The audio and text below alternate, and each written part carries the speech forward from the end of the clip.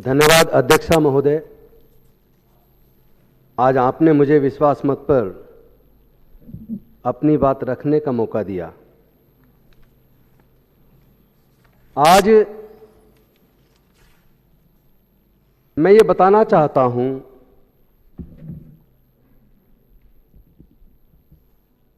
कि दिल्ली के मुख्यमंत्री और आम आदमी पार्टी के संयोजक माननीय अरविंद केजरीवाल जी के साथ आम आदमी पार्टी के सभी विधायक, सभी कार्यकर्ता, देश के सभी मजदूर, देश के सभी किसान, दलित, पिछड़े, आदिवासी, देश के सभी लोग अरविंद केजरीवाल को पसंद क्यों करते हैं।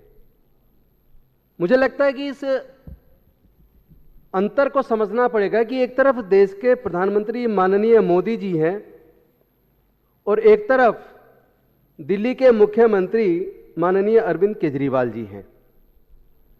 एक ने तय किया, अरविंद केजरीवाल जी ने तय किया कि मैं भारत को दुनिया का नंबर 1 देश बनाना चाहता हूं, और दूसरे ने यानी देश के प्रधानमंत्री जी ने तय किया कि मैं अपने दोस्त को दुनिया का नंबर 1 सबसे अमीर आदमी बनाना चाहता हूं। दोनों अपने अपने लक्ष्य पर लगे हुए हैं। आज तक इतिहास में आपने देखा नहीं होगा कि कोई व्यक्ति पूंजी के मामले में 208वें नंबर पे हो और 7 साल के अंदर वो दुनिया में तीसरे नंबर पर आ जाए। ऐसा कोई बिजनेस आपने पूरे दुनिया के अंदर देखा नहीं होगा। तो सबकी अपनी अपनी काबिलियत है।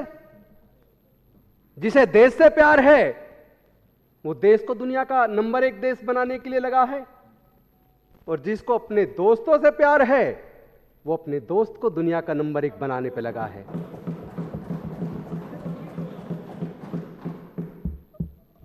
दूसरा, जो हमारे देश के अंदर चाहे वो ईडी हो, चाहे वो सीबीआई हो, चाहे ब्यूरोक्रेसी के लोग हों, चाहे सांसद हो, विधायक हो, मंत्री हो, मुख्यमंत्री हो, प्रधानमंत्री हो, राष्ट्रपति हो, मुझे लगता है सबको ये समझना चाहिए कि हम सब लोग देश की जनता के लिए हैं, देश की सेवा करने के लिए हैं। और जो भी अधिकार हमारे पास हैं, ये अधिकार किसी पार्टी के नेता ने या किसी प्रधानमंत्री, राष्ट्रपति जी ने नहीं दिए हैं। ये अधिकार हमें डॉक्टर बाबा साहेब अम्बेडकर के संविधान ने, भारत के संविधान ने दिए हैं। हमारा समर्पण देश के संविधान के प्रति होना चाहिए। हमारा समर्पण देश की जनता के लिए होना चाहिए। हमारा समर्पण भारत माता के लिए होना चाहिए। लेकिन जिस प्रकार सभी जांच एजेंसियां भारत के संविधान के प्रति समर्पित होने की बजाय केंद्र की सरकार के सामने घुटने टेक कर अवैध काम में लगी हैं, सरकारों को गिराने के लिए संविधान से प्राप्त शक्तियों का दुरुपयोग करने में लगी हैं, ये बेहद शर्मनाक है। ये पूरे देश के साथ धोखा है।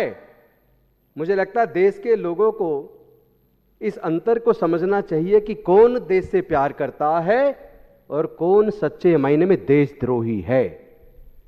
सीबीआई को मैं आज एक काम मैं सौंपना चाहता हूं। मैं चाहता हूं सदन के माध्यम से पूरे देश के सामने जाए और सीबीआई, ईडी, उनको भी पता लगे। ईडी को मनी लॉन्ड्रिंग कहां कहां हो रही है इस पर अगर खोजना ही चाहती है तो वो अपना टाइम आम आदमी पार्टी के मंत्रियों के यहां खोजने में ना लगाए। ये तो आप समय की और पैसे की, देश की जनता के पैसे की बर्बादी कर रहे हैं।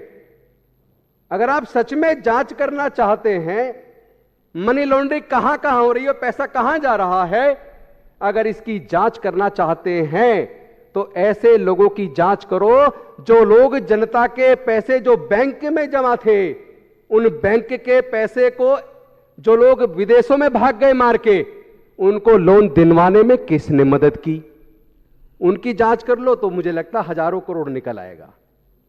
और साथ में उनकी भी जांच कर लो कि जनता के पैसे को लेकर विदेश में भागने में किन लोगों ने मदद की, अगर इसकी भी जांच हो जाए तो कितना कितना पैसे की मनी लॉन्ड्रिंग हुई है, शायद वो भी पकड़ में आ जाए। और इसके साथ साथ ये भी जांच होनी चाहिए कि पूरे देश के अंदर एक पार्टी को बड़े बड़े पूंजीपति 90% चंदा दे रहे हैं, कुछ ऑन रिकॉर्ड दे रहे हैं, कुछ ऑफ रिकॉर्ड दे रहे हैं। लेकिन यह जांच जरूर करनी चाहिए ईडी को और सीबीआई को कि जिस पार्टी को 10,000 crore on record of record चंदा दिया, उस पार्टी ने केवल 10,000 करोड़ के लालच में 10 लाख करोड़ से ज्यादा उन्हीं चंदा देने वालों का लोन माफ कर दिया और फिर वो उनके पैसे से जनता की चुनी हुई सरकार को गिरा रहे हैं। मैं तो धन्यवाद करूंगा अपने आम आदमी पार्टी के जाबाज विधायक साथियों का, जिन्होंने लुटियन जोन्स में बैठकर भारतीय जनता पार्टी के नेताओं के द्वारा शेड्यूल करके बनाए गए ऑपरेशन लोटस की लुटिया डुबोई। यह काम केवल आम आदमी पार्टी के ही विधायक कर सकते हैं, बाकी तो पूरे देश में हम देख रहे हैं किस तरह सरकारें गिराई जा रही हैं, किस तरह डेमोक्रेसी का कत्ल किया जा रहा है। माननीय अरविंद जी, मैं आपको सैल्यूट करता हूं। भारत में कम से कम एक नेता तो ऐसा हुआ जिसने डॉक्टर बाबा साहेब अंबेडकर के सपने को, जिसने शहीद भगत सिंह जी के सपने को, जिसने भारत के संविधान निर्माताओं के सपने को, जिसने भारत के स्वतंत्रता सेनानियों के सपने को साकार करने के लिए अपना पूरा जीवन कुर्बान करने के लिए तैयारी कर दी। यहां आपका बलिदान बेकार नहीं जाएगा अरविंद जी, आप मेरे शब्दों को आज याद रख लीजिए, आपका बलिदान बेकार नहीं जाएगा। आप देश बचाने निकले हैं, तो या तो कोई देश बचा सकता है या फिर अपने दोस्तों को बचा सकता है। एक तरफ क्रिमिनल दोस्त हैं, उनको बचाया जा रहा है, एक तरफ देश बचाया जा रहा है। तो मैं समझता हूं हम सबको अरविंद जी के साथ इतने मजबूती के साथ खड़ा होना चाहिए। जब तक भारत के देश के सारे संसाधनों को बेचने वाले लोगों को केंद्र की सत्ता से बेदखल ना कर दें, तब तक चैन से नहीं बैठना है किसी को, तब तक चैन से नहीं बैठना है। कुर्बानी तो देनी पड़ेगी। इतिहास को ऐसे नहीं लिखा जाता। इतिहास में दो तरह के लोग होते हैं, कुछ लोग सामान्य होते हैं, सामान्य लोग भी प्रधानमंत्री और राष्ट्रपति की कुर्सी तक पहुंच जाते हैं, लेकिन कुछ लोग ही होते हैं जो इतिहास पुरुष होते हैं। इतिहास पुरुष लिखने वाले लोग इतिहास बदलने का काम करेंगे, इतिहास लिखने का काम करेंगे। मुझे डॉक्टर बाबा साहेब अंबेडकर की एक बात याद आती है।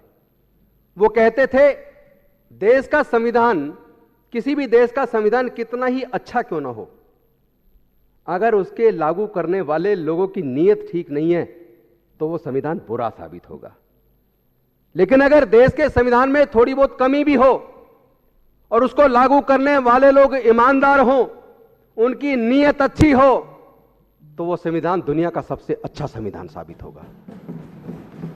तो आज ऐसे नेताओं की जरूरत है जो देश से प्यार करते हैं।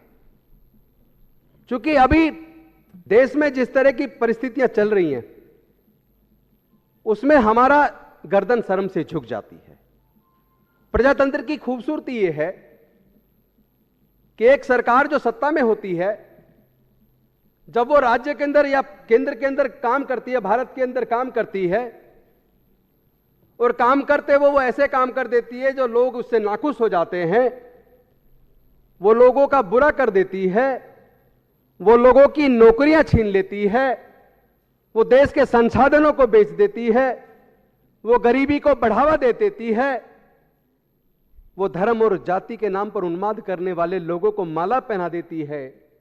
जब ऐसे लोगों को बदलने के लिए प्रजातंत्र में लोगों को बाबा साहेब ने वोट का अधिकार दिया, और जब वो जनता इंतजार करती है आने दो चुनाव, इस सरकार ने हमारा जीना हराम कर दिया, इस सरकार ने हमारी नौकरियां छीन ली, इस सरकार ने महिलाओं के ऊपर उत्पीड़न बढ़ा दिया, इस सरकार ने देश के संसाधनों को बेच दिया।